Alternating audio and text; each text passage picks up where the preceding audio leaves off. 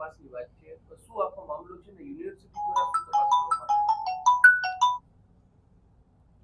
આમાં મહિલા આયોગમાંથી એક અરજીના સંદર્ભે એક પૂછાણ આવ્યું છે. એના માટે અમે વિભાગના અધ્યક્ષનો અભિપ્રાય લેવાનો રાખ્યો છે. એમાં કોઈ સેક્સ્યુઅલ હેરેસમેન્ટ કે એવો પ્રકારનો કોઈ કિસ્સો નથી આમાં, પણ ઘણી વખત એવું થતું હોય છે કે આ પ્રકારની ઘણી બેનામી કે એવી ફેક અરજી પણ મળતી હોય છે યુનિવર્સિટીને. તો એની અંદર વિદ્યાર્થીની ચકાસણી કરવાની હોય છે કે વિદ્યાર્થી ખરેખર આ જ છે કે વિભાગની અંદર કામ કરે છે, શું છે, ભણે છે. તો એ બધી તપાસનો વિષય થાય. કુલ મળીને એના માટે આપણે વિભાગના અધ્યક્ષ જે છે એમનો અભિપ્રાય માગ્યો છે આમાં, અને એમનું જે કંઈ કારણ હશે એમનો અભિપ્રાય છે, કારણ કે એ બધી ખરાઈ છે એમના પક્ષે થતી હોય છે. ખાસ કરીને જે આવી અરજી આવી હોય છે એમાં વિદ્યાર્થીઓની ખાસ કરાઈ કરવા માટે એમાં એટલે એ તપાસ એટલે કે એમનું પૂછાણ અભિપ્રાય લીધો છે એના માટે. એ અભિપ્રાય અમારી અત્યારે એમને એક બીજા કામથી ગાંધીનગર ડિપ્યુટ કર્યા છે આપણે, એટલે કાલ સુધીમાં આવી જશે. એટલે આપણને પછી એનો અભિપ્રાય મળશે, એ પછી આગળ આપણે શું કરવું એ કરવાનું છે. સાહેબ, જે અરજી તમને માનવ અધિકાર પંચમાંથી આપી છે તેમાં ઉલ્લેખ કરવામાં આવ્યો છે ને ખાસ કયા પ્રકારની તપાસ ખાસ કરવામાં એટલે એમાં બધું કોઈ સ્પષ્ટ વાત નથી. એમાં એમ કે દ્વિઅર્થી બોલે છે અથવા તો કોઈ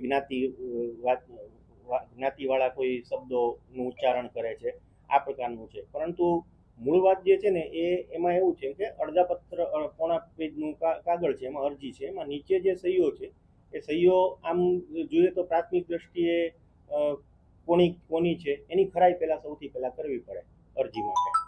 કારણ કે આ પ્રકારની અરજીઓ જે છે એ આવતી રહેતી હોય ઘણી વખત યુનિવર્સિટીની અંદર, અને એનું અમારા લેવલે તપાસને બધું અમે કરતા હોઈએ છીએ. એટલે આ એ પ્રકારની અરજી છે.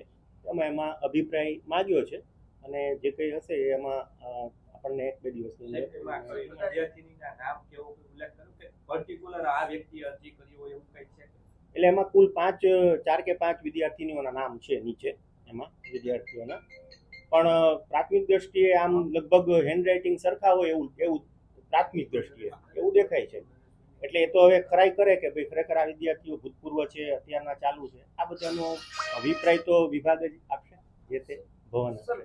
કદાચ એવું પણ બને કે વિદ્યાર્થીનીઓ પોતાની ઓળખ છુપાવવા માટે ભયને કારણે કરતી હોય, તો આ પ્રકારની બાબત ગંભીર બાબત છે. તો આપણે લેવલથી આમાં તપાસ કરશું કે આ રીતની કોઈ ચોક્કસ આ પ્રકારનું વર્તન ચોક્કસ કોઈ પણ પ્રકારની ઇનડિસિપ્લિન યુનિવર્સિટી કેમ્પસની અંદર આપણે શિસ્તભંગના કોઈ પણ ચલાવી ન લેવાય, એ બહુ સ્વાભાવિક વાત છે. પરંતુ એટ ધ સેમ ટાઈમ આપણે કોઈ પર્ટિક્યુલર ઇન્ડિવિજ્યુઅલને કોઈ ટાર્ગેટ નથી કરતું ને, એ પણ જોવાની જવાબદારી યુનિવર્સિટી કક્ષાએ આવે છે.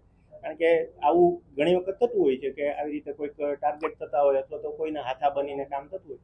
તો આની સંપૂર્ણ જે વાત છે એ આપણે તથ્યના આધારે શું થશે એ આપણે વિચારી અને એનું તપાસ કરવાની છે. સર, એક મહત્વનો સવાલ, આ વિદ્યાર્થીઓનું નામ આપણા સુધી પહોંચ્યા છે, તો એ વિદ્યાર્થીઓ ખરેખર ભવન સાથે સંકળાયેલી છે કે કેમ? અને આ ભવન એટલે એ વાઇસ ચાન્સલર કક્ષાએ એની ખબર ના હોય વિદ્યાર્થીઓ કયા ભવનમાં કયા ભણે છે, એટલે એની આપણે તપાસ માટે મૂક્યું છે અભિપ્રાય ખાસ તો. અને વિભાગના વડા છે એના અભિપ્રાય આપશે કે ભાઈ આ જે વિદ્યાર્થી નીચે જે કંઈ નામો છે એ નામોની ખરાઈ કરી અને એ જે વિદ્યાર્થી છે એની સાથે વાતચીત કરશે, જો એ ખરેખર તથ્ય હશે તો.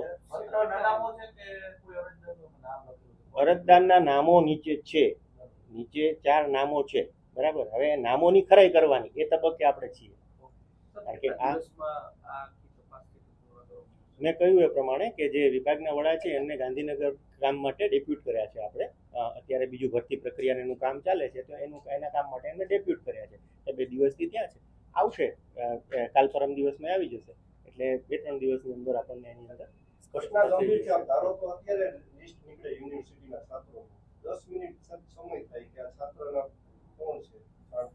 આમાં એવું હોય કે જ્યારે વિભાગના વડા જ્યારે એ જ ઓથેન્ટિકેટ કહેવાય. આમાં બીજી રીતે કોઈ પણ માહિતી મંગાવીને એ પેલું નહીં થાય, કારણ કે વિભાગના વડા જે છે એ ખરાઈ કરીને આપણને આપે એટલે એ થવાનું જ છે. આ ગંભીર છે કે પેલો છે એ બધી વિષયની જાણ યુનિવર્સિટીને તો છે જ, બરાબર. એની ગંભીરતા વિશે અમે નોંધ લીધી જ છે. પણ જ્યાં સુધી વિભાગના વડા તરફથી વિદ્યાર્થીઓની ખરાઈ ન થાય ત્યાં સુધી કંઈ પણ કહેવું આ લેવલે આ તબક્કે એ ન પેલું કહેવાય. ભવનના વડા છે પ્રોફેસર પ્રોફેસર છે એમની સામે અગાઉ કઈ થઈ છે કે પછી આ વખતે તેમને આ પ્રકારે ના એટલે એમના સામે કાંઈ આ મેટર મારા ધ્યાન ઉપર કોઈ આવેલી અત્યાર સુધી મારા ધ્યાન ઉપર આવેલી નથી. હું અમારે અહીંયા હજી 2 મહિના થયા છે એટલે મારા ધ્યાન ઉપર અત્યારે કોઈ મેટર આવી નથી. આ મેટર અત્યારે આવી છે એટલે એની આપણે સામાન્ય રીતે આવી કોઈ પણ અરજી આવતી હોય અને જો કોપી ટુ મહિલા આયોગ કે કોઈ પણ સરકાર મોકલવાનું હોય તો જે તે વિભાગ છે એ આપણને અહીંયા ફોરવર્ડ કરતા હોય છે. આ સામાન્ય રીતે એનું પેલું હોય છે.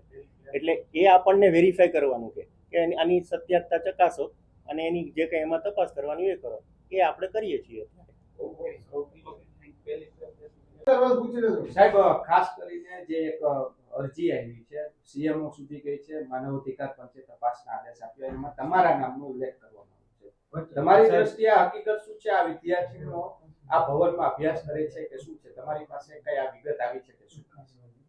આ વિગત મારી પાસે આવી છે કે આવો એક પ્રકારનો પત્ર છે ઓફિશિયલ અર્થશાસ્ત્ર ભવનને કે મને હજુ સુધી પત્ર મળ્યો નથી.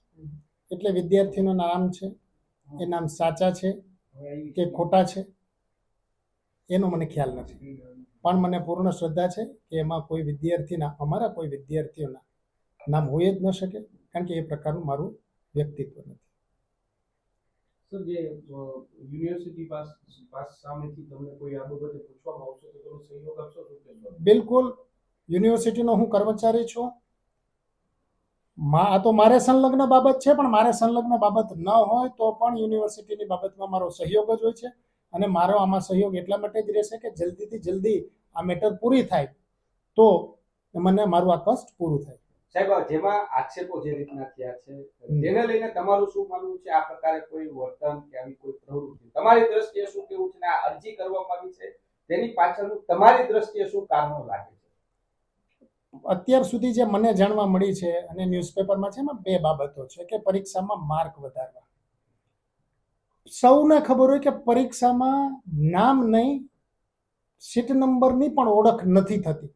એટલે કે પરીક્ષામાં પૂર્ણ ગોપનીય હોય, એટલે કે કોઈ એક્સ વ્યક્તિને કોઈ વાય વ્યક્તિને માર્ક આપવા વધારે એ શક્ય હોતું નથી. ને બીજી વસ્તુ, એ તો શક્ય નથી હોતું ને બિલકુલ મારી એવી પ્રવૃત્તિ પણ નથી, એવો મારો સ્વભાવ પણ નથી અને કોઈ શિક્ષકનો એવો હોય જ નહીં.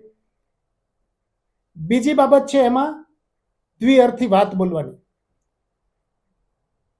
કોઈ પણ સ્થળે, જાહેર સ્થળે, ક્લાસમાં કે ક્યાંય પણ વાણી વર્તન વિવેકની મને પૂર્ણ ખબર છે.